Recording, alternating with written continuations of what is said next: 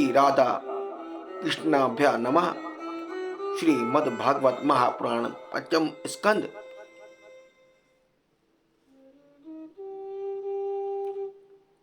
पंचम स्कंद पहला अध्याय। प्रियव्रत चरित्र। राजा परीक्षित ने पूछा, मुने महाराज, प्रियव्रत तो बड़े भगवत भक्त और आत्माराम थे। उनकी गृहस्थ आश्रम में कैसे रुचि हुई, जिसमें फंसने के कारण मनुष्य को अपने स्वरूप की विस्मृति होती है और वह कर्म बंधन से वैध जाता है। विप्रवर, निश्चय ही ऐसे निसंग महापुरुषों का इस प्रकार गृहस्थ आश्रम में अभिनिवेश होना उचित नहीं है। इसमें किसी प्रकार का संदेह नहीं कि जिनका चित्त पुण्य कीर्ति श्री हरि के चरणों की शीतल छाया का आश्रय लेकर शांत हो गया है, उन महापुरुषों की कुटुंब आदि में कभी आसक्ति नहीं हो सकती। ब्राह्मण, मुझे इस बात का बड़ा संदेह है कि महाराज प्रियव्रत ने स्त्री, घर और पुत्र आदि में आसक्त रहकर भी किस प्रकार सिद्धि प्राप्त कर ली और क्यों कर उनकी भगवान श्री कृष्ण में अविचल भक्ति हुई। श्री सुखदेव जी ने कहा, राजन, तुम्हारा कथन बहुत ठीक है। जिनका चित्र पवित्र कीर्ति श्री हरि के परम मधुर चरण कमल मरकंद के रस में सराबोर हो गया है, वे किसी विघ्न बाधा के कारण रुकावट आ जाने पर भी भगवत भक्त परमहंसों के प्रिय वासुदेव भगवान के कथन श्रवण रूपी परम कल्याण में मार्गों प्राय छोड़ते नहीं। राजन, राजकुमार प्रियव्रत बड़े भगवत भक्त थे। श्री नारद जी के चरण कमलों की सेवा करने से उन्हें सहज में ही परमार्थ तत्व का बोध हो गया था। वे ब्रह्म सत्र की दीक्षा निरंतर ब्रह्मा अभ्यास से जीवन बिताने का नियम लेने वाले ही थे कि उसी समय उनके पिता स्वयंभू मनु ने उन्हें पृथ्वी पालन के लिए शास्त्र में बताए हुए सभी श्रेष्ठ गुणों से पूर्णतया संपन्न देख राज्य शासन के लिए आज्ञा दी। किंतु प्रियव्रत अखंड समाधि योग के द्वारा अपनी सारी इंद्रियों और क्रियाओं को भगवान वासुदेव के चरणों में ही समर्पण कर चुके थे। अतः पिता की आज्ञा किसी प्रकार उल्लंघन करने योग्य न होने पर भी यह सोचकर कि राज्य अधिकार पाकर मेरा आत्मस्वरूप स्त्री, पुत्र आदि असत्य प्रपंग से आच्छादित हो जाएगा, राज्य और कुटुंब की चिंता में फंसकर मैं परमार्थ तत्व को प्राय भूल जाऊंगा, उन्होंने उसे स्वीकार न किया। आदिदेव स्वयंभू भगवान ब्रह्मा जी को निरंतर इस गुण में प्रपंग की वृद्धि का ही विचार रहता है। वे सारे संसार के जीवों का अभिप्राय जानते रहते हैं। जब उन्होंने प्रियव्रत की ऐसी प्रवृत्ति देखी, तब वे मूर्तिमान चारों वेद और मरुचि आदि पार्षदों को साथ लिए अपने लोक से उतरे। आकाश में जहां तहां विमानों पर चढ़े हुए इंद्र आदि प्रधान प्रधान देवताओं ने उनका पूजन किया तथा मार्ग में टोलियां बांधकर आए हुए सिद्ध, गंधर्व, साध्य, चारण और मुनिजन ने सत्वन किया। इस प्रकार जगह जगह आदर सम्मान पाते वे साक्षात नक्षत्रनाथ चंद्रमा के समान गन्धमादन की घाटी के प्रकाशित करते हुए प्रियव्रत के पास पहुंचे। प्रियव्रत को आत्मविदा का उपदेश देने के लिए वहां नारद जी भी आए हुए थे। ब्रह्मा जी के वहां पहुंचने पर उनके वाहन हंस को देखकर देवर्षि नारद जान गए कि हमारे पिता भगवान ब्रह्मा जी पधारे हैं। अतः वे स्वयंभू मनु और प्रियव्रत के सहित तुरंत खड़े हो गए और सबने उनको हाथ जोड़कर प्रणाम किया। परीक्षित, नारद जी ने उनकी अनेक प्रकार से पूजा की और सुमधुर वचनों में उनके गुण और अवतार की उत्कंठा का वर्णन किया। तब आदि पुरुष भगवान ब्रह्मा जी ने प्रियव्रत की और मंद मुस्कान युक्त दया दृष्टि से देखते हुए इस प्रकार कहा। श्री ब्रह्मा जी ने कहा, बेटा, मैं तुमसे सत्य सिद्धांत की बात कहता हूँ, ध्यान देकर सुनो। तुम्हें अप्रमेय श्री हरि के प्रति किसी प्रकार की दोस्त दृष्टि नहीं रखनी चाहिए। तुम्हारी क्या हम महादेव जी, तुम्हारे पिता स्वयंभू मनु और तुम्हारे गुरु ये ब्रह्म ऋषि नारद भी विवश होकर उन्हीं की आज्ञा पालन करते हैं। उनके विधान को कोई भी देहधारी न तो तप, विद्या, योग बल या बुद्धि बल, न अर्थ न धर्म की शक्ति से किसी दूसरे की सहायता से ही टाल सकता है। प्रियवर, उसी अव्यक्त ईश्वर के दिव्य शरीर को सब जीव जन्म, मरण, शोक, मोह, भय और सुख दुख का भोग करने तथा कर्म करने के लिए सदा धारण करते हैं। वत्स, जिस प्रकार रस्सी से नता हुआ पशु मनुष्य का बोझा ढोता है, उसी प्रकार परमात्मा की वेदवाणी रूप बड़ी रस्सी में सत्व आदि गुण, सात्विक आदि कर्म और उनके ब्रह्मण आदि वाक्यों की मजबूत डोरी से जकड़े हुए हम सब लोग उन्हीं के इच्छा अनुसार क्रम में लगे रहते हैं और उसके द्वारा उनकी पूजा करते रहते हैं। हमारे गुण और कर्मों के अनुसार प्रभु ने हमें जिस योनि में डाल दिया है, उसी को स्वीकार करके ये जैसी व्यवस्था करते हैं, उसी के अनुसार हम सुख या दुख भोगते रहते हैं। हमें उनकी इच्छा का उसी प्रकार अनुसरण करना पड़ता है जैसे किसी अंधे को आंख वाले पुरुष का। मुक्त पुरुष भी प्रारब्ध भोग करता हुआ भगवान की इच्छा के अनुसार अपने शरीर को धारण करता ही है। ठीक वैसे ही जैसे मनुष्य की निद्रा टूट जाने पर भी स्वप्न में अनुभव किए हुए पदार्थों का स्मरण होता है, इस प्रकार अवस्था में भी उसको अभिमान नहीं होता और विषय वासना के जिन संस्कारों के कारण दूसरा जन्म होता है, उन्हें वह स्वीकार नहीं करता। जो पुरुष इंद्रियों के वशीभूत है, वह वन वन में विचरण करता रहे तो भी उसे जन्म मरण का भय बना ही रहता है, क्योंकि बिना जीते हुए मन और इंद्रिय रूप उसके 6 शत्रु कभी उसका पीछा नहीं छोड़ते। जो बुद्धिमान पुरुष इंद्रियों को जीतकर अपनी आत्मा में ही रमण करता है, उसका ग्रत आश्रम में भी क्या बिगाड़ सकता है। जिसे इन 6 शत्रुओं को जीतने की इच्छा हो, वह पहले घर में रहकर ही उनका अत्यंत निरोध करते हुए उन्हें वश में करने का प्रयत्न करे। किले में सुरक्षित रहकर लड़ने वाला राजा अपने प्रबल शत्रुओं को भी जीत लेता है। फिर जब इन शत्रुओं का बल अत्यंत क्षीण हो जाए, तब विद्वान पुरुष इच्छा अनुसार विचर सकता है। तुम यद्यपि श्री कमल नाभ भगवान के चरण कमल की कली रूप किले के आश्रित रहकर इन 6 शत्रुओं को जीत चुके हो, तो भी पहले उन पुराण पुरुष के दिव्य भोगों को भोगो, इसके बाद निसंग होकर अपने आत्म स्वरूप में स्थित हो जाना। श्री सुखदेव जी कहते हैं, जब त्रिलोकी के गुरु श्री ब्रह्मा जी ने इस प्रकार कहा, तो परम भागवत प्रियव्रत ने छोटे होने के कारण नम्रता से सिर झुका लिया और जो आज्ञा ऐसा कहकर बड़े आदर पूर्वक उनका आदेश शिरोधार्य किया। तब स्वयंभू मनु ने प्रसन्न होकर भगवान ब्रह्मा जी की विधिवत पूजा की। इसके पश्चात वे मन और वाणी के अविषय अपने आश्रय तथा सर्व व्यवहार रहित पर ब्रह्म का चिंतन करते हुए अपने लोकों को चले गए। इस समय प्रियव्रत और नारद जी सरल भाव से उनकी ओर देख रहे थे। मनु जी ने इस प्रकार ब्रह्मा जी की कृपा से अपना मनोरथ पूर्ण हो जाने पर देवर्षि नारद की आज्ञा से प्रियव्रत को संपूर्ण भूमंडल की रक्षा का भार सौंप दिया और स्वयं विषय रूपी विषैले जल से भरे हुए कृत आश्रम रूपी दुस्तर जलाशय की भोग इच्छा से निवृत्त हो गए। अब पृथ्वीपति महाराज प्रियव्रत भगवान की इच्छा से राज्य शासन के कार्य में नियुक्त हुए, जो संपूर्ण जगत को बंधन से छुड़ाने वाला अत्यंत समर्थ है। उन आदि पुरुष श्री भगवान के चरण युगल का निरंतर ध्यान करते रहने से यद्यपि उनके राग आदि सभी मन नष्ट हो चुके थे और उनका हृदय भी अत्यंत शुद्ध था, तथापि बड़ों का मान रखने के लिए वे पृथ्वी का शासन करने लगे।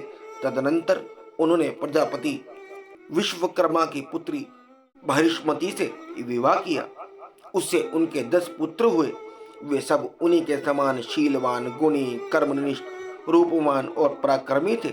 उनसे छोटी ऊर्जस्वती नाम की एक कन्या भी हुई। पुत्रों के नाम अग्नि, इद्मजिह, यज्ञबाहु, महावीर, हिरण्यरेता, दस्तपृष्ठ, सचन, मेघातिथि, वितिहोत्र और कवि थे। ये सब नाम अग्नि के भी हैं। इनमें कवि, महावीर और सवन ये 3 नैष्ठिक ब्रह्मचारी हुए। इन्होंने बाल्य अवस्था में आत्मविद्या का अभ्यास करते हुए अंत में संन्यास आश्रम ही स्वीकार किया।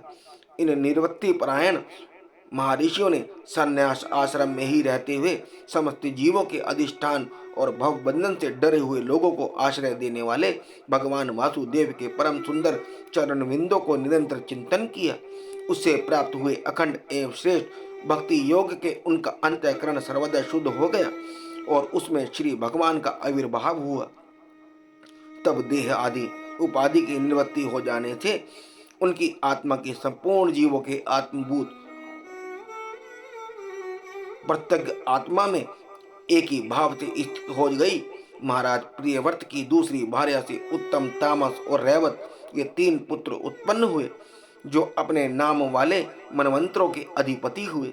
इस प्रकार कवि आदि 3 पुत्रों के निर्वृत्ति परायण हो जाने पर राजा प्रियव्रत ने 11 अपूर्व वर्षों तक पृथ्वी का शासन किया। जिस समय वे अपनी अखंड पुरुषार्थमयी और वीर्यशालिनी भुजाओं से धनुष की डोरी खींचकर टंकार करते थे, उस समय डर के मारे सभी धर्मद्रोही न जाने कहाँ छिप जाते थे। प्राण प्रिया भरिष्मति के दिन दिन बढ़ने वाले अमोद, प्रमोद और अभ्युत्थान आदि क्रीड़ाओं के कारण तथा उसके स्त्री जनोचित हाव भाव, लज्जा से संकुचित मंद हास्य युक्त चितवन और मन को भाने वाले विनोद आदि से महामना प्रियव्रत विवेकहीन व्यक्ति की भांति आत्मविस्मृत होकर हम सब भोगों को भोगने लगे, किंतु वास्तव में ये उनमें आसक्त नहीं थे। एक बार इन्होंने जब देखा कि भगवान सूर्य सुमेरु की परिक्रमा करते हुए लोकालोक पर्यंत पृथ्वी के जितने भागों को आलोकित करते हैं, उसमें से आधा ही प्रकाश में रहता है और आधे में अंधकार छाया रहता है, तो उन्होंने इसे पसंद नहीं किया। तब उन्होंने यह संकल्प लेकर कि मैं रात को भी दिन बना दूंगा, सूर्य के समान ही वेगवान एक ज्योतिर्मय रथ पर चढ़कर नित्य सूर्य की भांति उनके पीछे पीछे पृथ्वी की 7 परिक्रमाएं कर डाली। भगवान की उपासना से इनका अलौकिक प्रभाव बहुत बढ़ गया था। उस समय इनके रथ के पहियों से जो लीके बनी वे ही 7 समुद्र हुए। उनमें पृथ्वी में 7 द्वीप हो गए। उनके नाम क्रमश जम्बू, प्लक्ष, शाल्मली, कुश, क्रौंज, शाक और पुष्कर द्वीप हैं। इनमें से पहले पहल की अपेक्षा आगे आगे द्वीप का परिमाण दुना है और ये समुद्र के भारी भाग में पृथ्वी के चारों ओर फैले हुए हैं। 7 समुद्र क्रमश खारे जल, ईख के रस, मदिरा, घी, दूध, मट्ठे और मीठे जल से भरे हुए हैं। वे 7 द्वीपों की खाइयों के समान हैं और परिणाम में अपने भीतर वाले द्वीप के बराबर हैं। इनमें से एक एक क्रमश अलग अलग 7 द्वीपों को बाहर से घेर कर स्थित हैं। वर्षमती पति महाराज प्रियव्रत ने अपने अनुगत पुत्र आग्नेयद्र, इद्मजिग, यज्ञबाहु, हिरण्यरेता, दर्पष्ट, मेघातिथि और विधिहोत्र में से क्रमश एक एक को उक्त जम्बू आदि द्वीपों में से एक का राजा बनाया।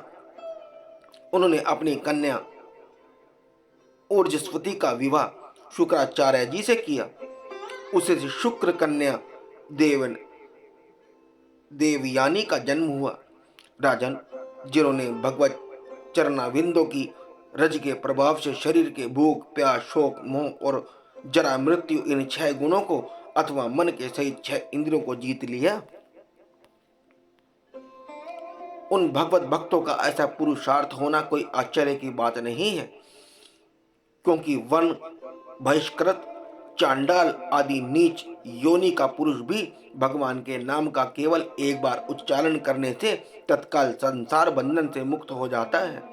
इस प्रकार अतुलनीय बल पराक्रम से युक्त महाराज प्रियव्रत एक बार अपने को देवर्षि नारद के चरणों की शरण में जाकर भी पुनः दैववश प्राप्त हुए प्रपंच में फंस जाने से अशांत सा देख मन ही मन विरक्त होकर इस प्रकार कहने लगे, ओह बड़ा बुरा हुआ, मेरी विषय लोलुप इंद्रियों ने मुझे इस अविद्या जनित विषय रूप अंधकूप में गिरा दिया। बस बस बहुत हो लिया, हाय मैं तो स्त्री का क्रीड़ा मर्ग ही बन गया। उसने मुझे बंदर की भांति नचाया। मुझे महावीर और सवन ये 3 नैष्टिक ब्रह्मचारी हुए। इन्होंने बाल्य अवस्था में आत्मविद्या का अभ्यास करते हुए अंत में संन्यास आश्रम ही स्वीकार किया। इन निवृत्ति परायण महर्षियों ने संन्यास आश्रम में ही रहते हुए समस्त जीवों के अधिष्ठान और भव बंधन से डरे हुए लोगों को आश्रय देने वाले भगवान वासुदेव के परम सुंदर चरण विंदों को निरंतर चिंतन किया। उससे प्राप्त हुए अखंड एवं श्रेष्ठ भक्ति योग के उनका अंतःकरण सर्वदा शुद्ध हो गया और उसमें श्री भगवान का आविर्भाव हुआ। तब देह आदि उपाधि की निवृत्ति हो जाने से उनकी आत्मा के संपूर्ण जीवों के आत्मभूत प्रत्येक आत्मा में एक ही भाव से स्थित हो गई। महाराज प्रियव्रत की दूसरी भार्या से उत्तम, तामस और रैवत ये 3 पुत्र उत्पन्न हुए जो अपने नाम वाले मनवंतरों के अधिपति हुए। इस प्रकार कवि आदि 3 पुत्रों के निर्वृत्ति परायण हो जाने पर राजा प्रियव्रत ने 11 अबूर्ध वर्षों तक पृथ्वी का शासन किया।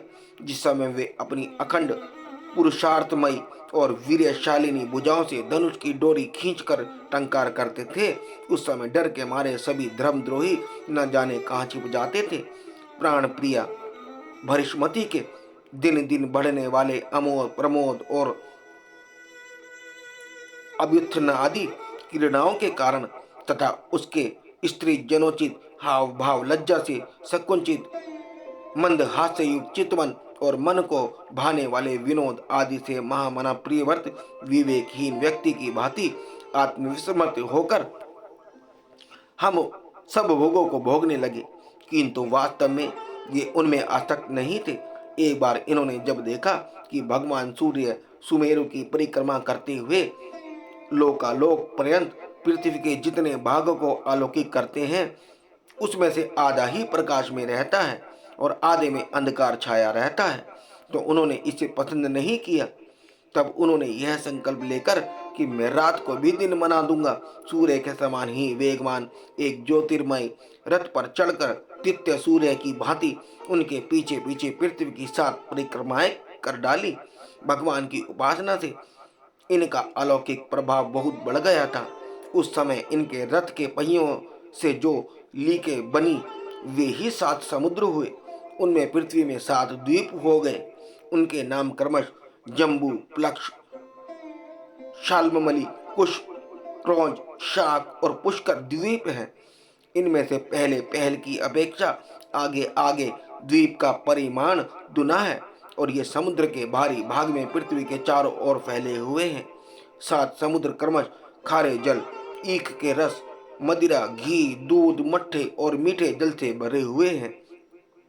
वे 7 द्वीपों की खाइयों के समान हैं और परिणाम में अपने भीतर वाले द्वीप के बराबर हैं। इनमें से एक एक क्रमश अलग अलग 7 द्वीपों को बाहर से घेर कर स्थित हैं। बर्ष्मती पति महाराज प्रियव्रत ने अपने अनुगत पुत्र आग्नेयद्र, इद्मजिग, यज्ञबाहु, हिरण्यरेता, दर्पष्ट, मेघातिथि और विधिहोत्र में से क्रमश एक एक को उक्त जम्बू आदि द्वीपों में से एक का राजा बनाया। उन्होंने अपनी कन्या ऊर्जस्वती का विवाह शुक्राचार्य जी से किया। उसे शुक्र कन्या देवयानी का जन्म हुआ। राजन, जिन्होंने भगवत चरणाविंदों की रज के प्रभाव से शरीर के भूख, प्यास, शोक, मोह और जरा मृत्यु इन 6 गुणों को अथवा मन के सहित 6 इंद्रियों को जीत लिया, उन भगवत भक्तों का ऐसा पुरुषार्थ होना कोई आश्चर्य की बात नहीं है, क्योंकि वन, बहिष्कृत, चांडाल आदि नीच योनि का पुरुष भी भगवान के नाम का केवल एक बार उच्चारण करने से तत्काल संसार बंधन से मुक्त हो जाता है। इस प्रकार अतुलनीय बल पराक्रम से युक्त महाराज प्रियव्रत एक बार अपने को देवर्षि नारद के चरणों की शरण में जाकर भी पुनः दैववश प्राप्त हुए।